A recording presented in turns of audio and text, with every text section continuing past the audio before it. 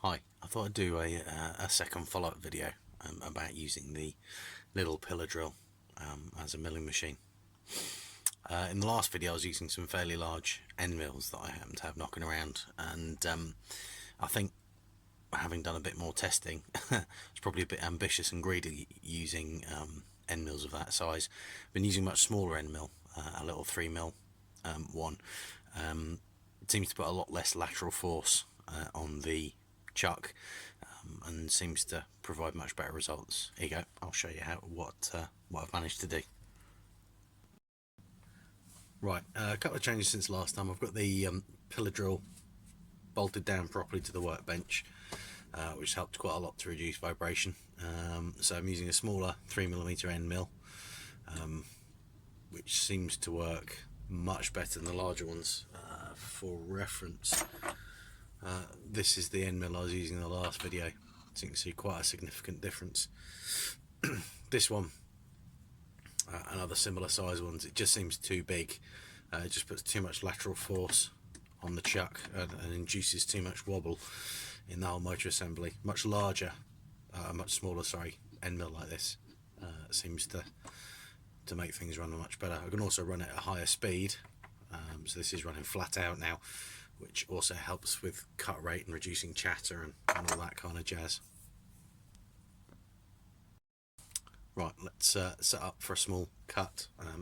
I've got a dial gauge I'll show you in a minute connected at the back here, and I'm taking about 0.2 millimeters at a pass. Let me just see.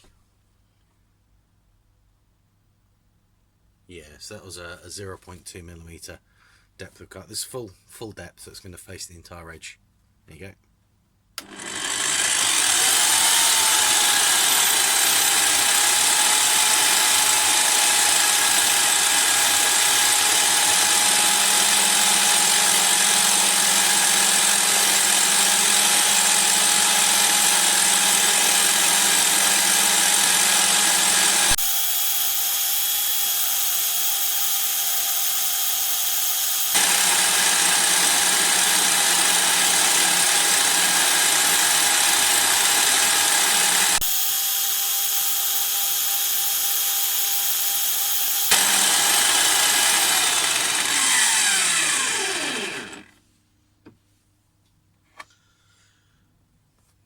That was pretty good. Let's take another 0.2 mil.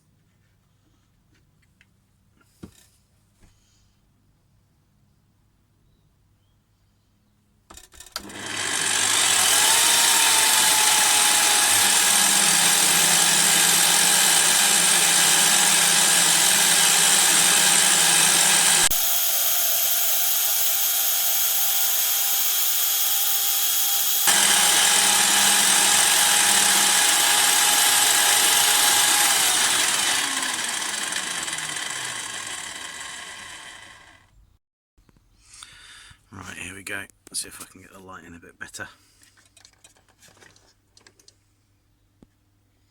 There you go. That is much better than we had last time. There's a little bit of wiggle in the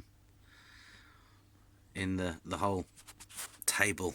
So as I'm turning the handle, the whole thing wiggles a little bit side to side, and I think that is partially what you're seeing. Those vertical lines is where the bed is wiggling from side to side. You can see a lot less chatter. Much happier about doing it. Here's the dial gauge assembly I've got connected up to the table here, so that gives me an idea of the depth of cut I'm taking. What it does show is when I'm turning the handle to move the bed, you can see as I turn the handle that creates a movement,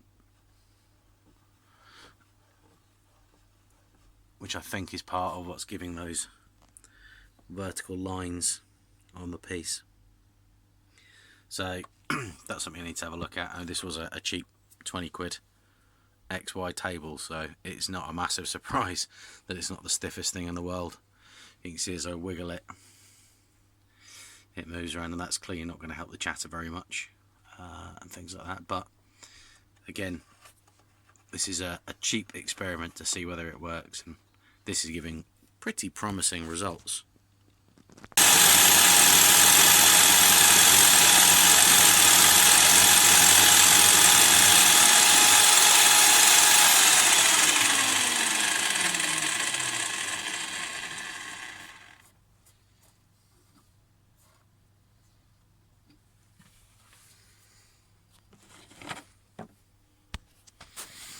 That is pretty good, I think.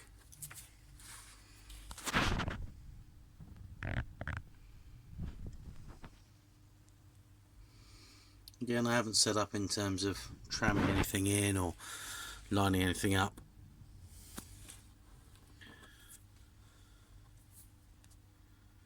There's an edge. I caught the cutter on that when I was moving the bed.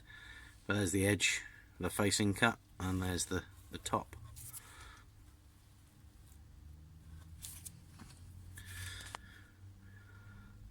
So that seems to work well. 3mm end mill. And that's probably the trick here, is to keep the end mill size small, so you're not putting too much lateral force on the chuck. At this size, there's more sort of flex and play in that end mill than there is in the chuck itself, and therefore any sort of wibbling or wobbling or natural tendency for the chuck to move a little bit is relatively limited.